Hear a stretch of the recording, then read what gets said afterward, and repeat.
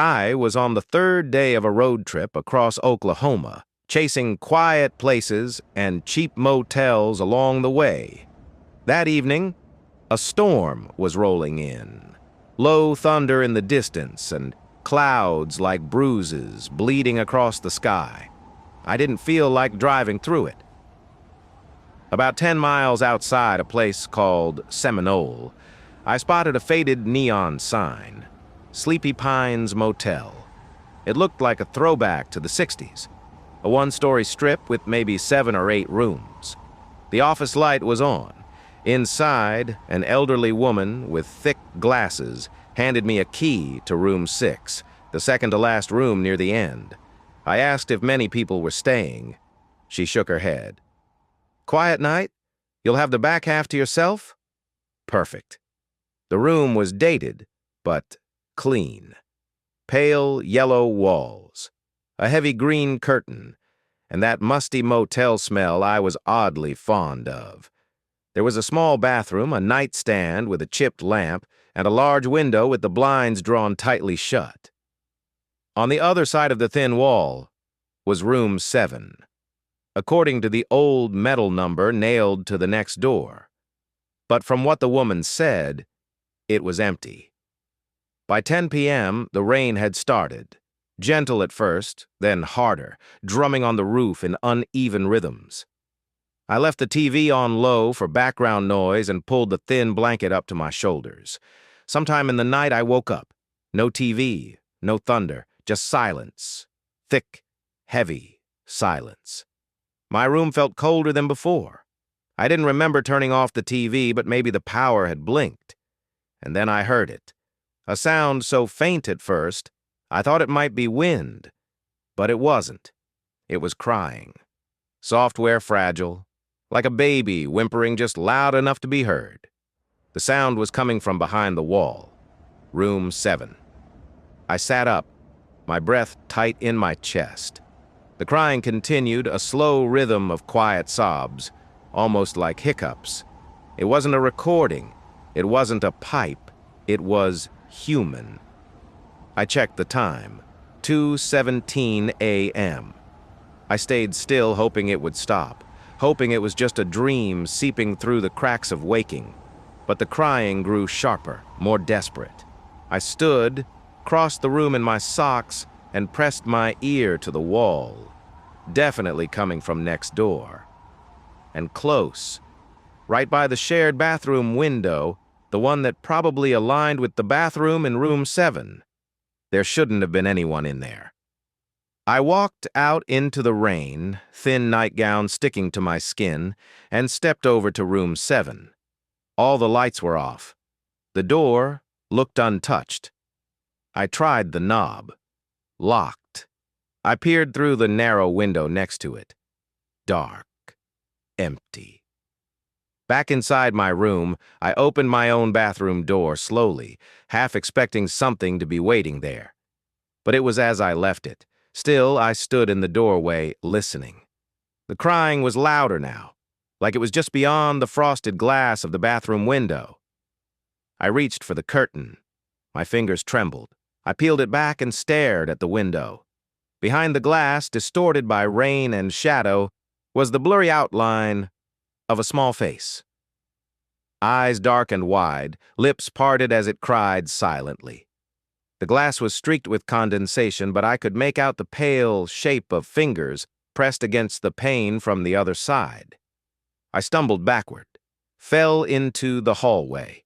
My heart hammered in my chest. The crying stopped, just gone. I slammed the bathroom door and backed away. For the rest of the night, I didn't sleep. I sat on the edge of the bed, blanket around my shoulders, staring at that door, waiting for the crying to return. It didn't. When the sun finally rose, I stepped outside. The rain had stopped. I walked to the motel office. The woman was pouring coffee behind the desk. I asked her if someone had checked into room 7 during the night. She looked up, confused. "No, dear. That room's been locked for months. Pipes are bad in there." I told her what I heard. She went quiet for a moment. Then, in a soft voice, she said, "You're not the first to mention something like that." She didn't elaborate. I packed up and left as fast as I could. As I loaded my bags into the trunk, I glanced once more toward room 7. The curtain had been drawn aside. Just a crack. Enough to see the window. Enough to see that on the inside of the fogged glass, there were 5 faint handprints. Tiny, smeared downward, like someone had been sliding their palms down the surface. I hadn't gone near that side of the window. I drove away, trying not to look in the rearview mirror. I never told anyone about that night. Not until now. But sometimes, just sometimes, when I wake up in the middle of the night to silence, I swear I can still hear it. A quiet, distant crying just outside the window.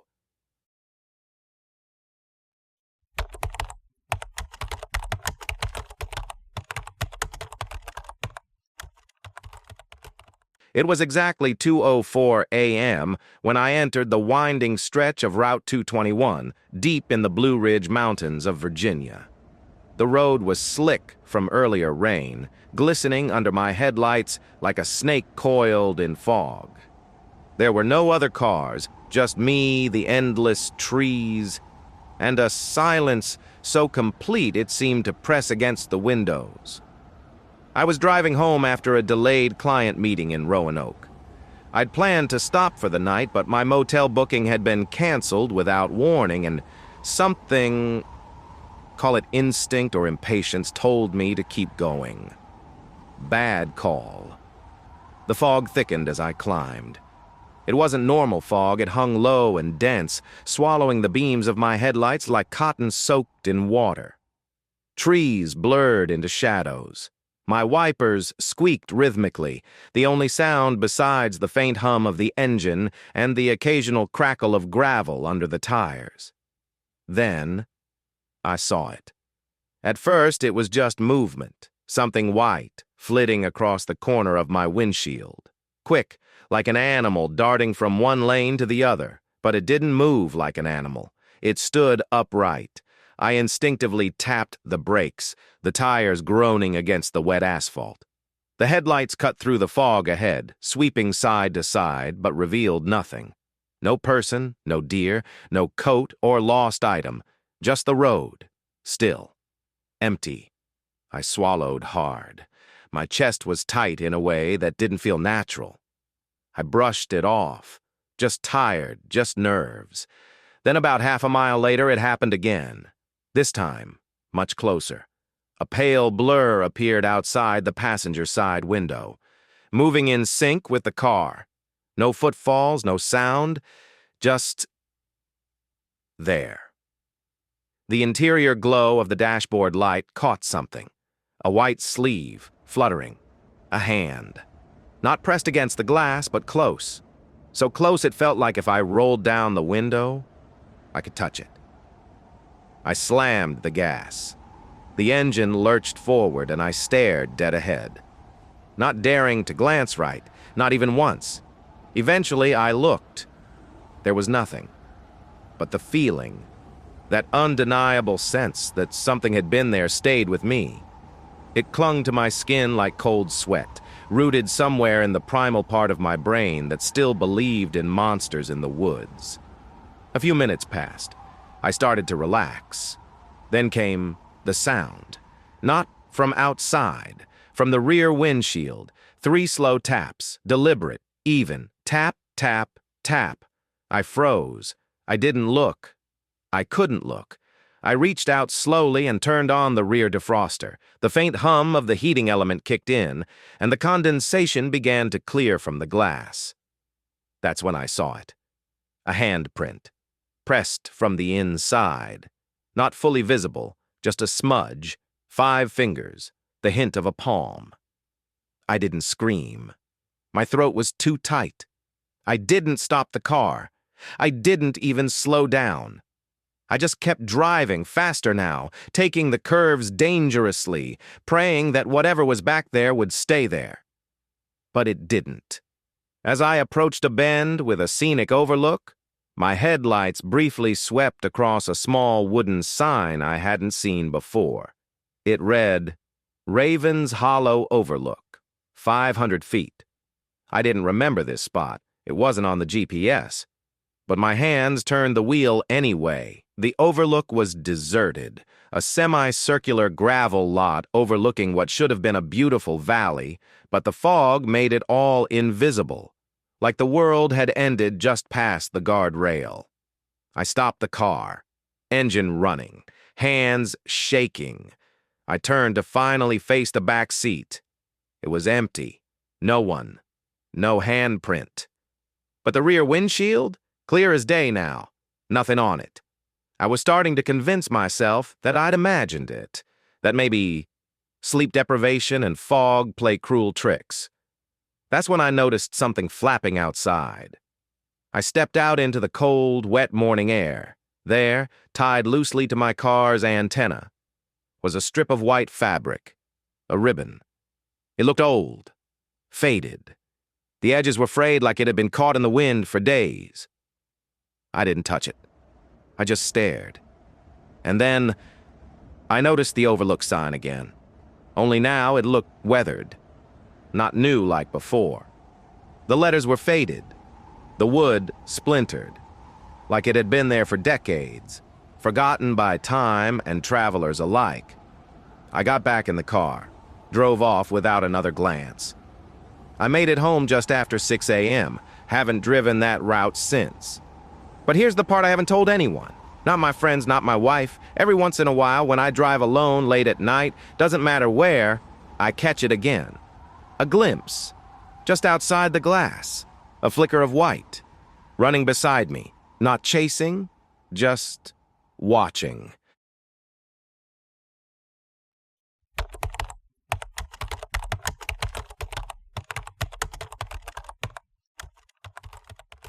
I've never written anything like this before. I don't even know if I should. But the sound still comes back to me. Soft, metallic, impossible. It started as part of a stupid idea, an extreme adventure tour through the abandoned salt mine in central Utah. Not the usual, polished tourist spots. The one we visited had been shut down since the late 70s. No lights, no paved paths, just us, a guide named Lane, and the darkness that had settled there for decades. We descended through the narrow shaft around 4 p.m. The temperature dropped instantly. You wouldn't expect it, but the air in those mines is thick, heavy. It presses into your skin like wet cloth. Every footstep echoed weirdly, sometimes bouncing back too fast or too far away, like the space was stretching and squeezing at random. There were 7 of us, including Lane. We had helmets with mounted flashlights, backup lanterns, and breathing masks for the deeper levels. Lane told us not to stray, to stick close, and to never shut off our lights completely. Said something about natural disorientation in black depth conditions. It felt aware. That's when we heard the bell, a soft chime, just one. Like the kind you'd hear from an old clock tower in a ghost town. It rang once, then stopped. We froze. Lane muttered, "Probably water dripping on an old pipe." But there were no pipes. This mine hadn't had functioning infrastructure in decades. 10 minutes later, it rang again. This time clearer, closer, and timed. Lane checked his watch. "Exactly 10 minutes, let's keep moving." It was the way he said it, flat and quick like he'd heard it before. I tried to ignore the tension curling in my stomach, but from then on, every 10 minutes, that bell rang, always once, always from a different direction. Sometimes it echoed through the ceiling, other times from the side tunnels. We couldn't tell where it was coming from, only that it was following. The floor began to change. The salt underfoot was cracked in places. Some patches looked disturbed, like something had scraped or vibrated the salt loose from below. The deeper we went, the more frequent those patches appeared, lines of disturbed mineral like something clawed its way through or under. Lane finally stopped us. His hands were shaking. "We turn back now." No one argued. We turned around, retracing our path with speed we didn't have on the way in. But we'd only walked a few minutes when the bell rang again, this time louder than before. And something else came with it. The faintest vibration under our boots, like a subway train miles below. We kept walking. 5 minutes later, it rang again. That didn't make sense. It wasn't 10 minutes anymore. It was shortening. I tried to focus on my breathing, on the crunch of salt underfoot. But I kept noticing things in my peripheral vision, fleeting shadows that moved just beyond the beam of my flashlight. Too fast to be a person. Too fluid. And then the wall markings started appearing. Thin vertical lines carved into the salt, 4 lines crossed by a 5th. Tally marks, dozens at first, then hundreds, all etched into the walls like someone or something had been counting time.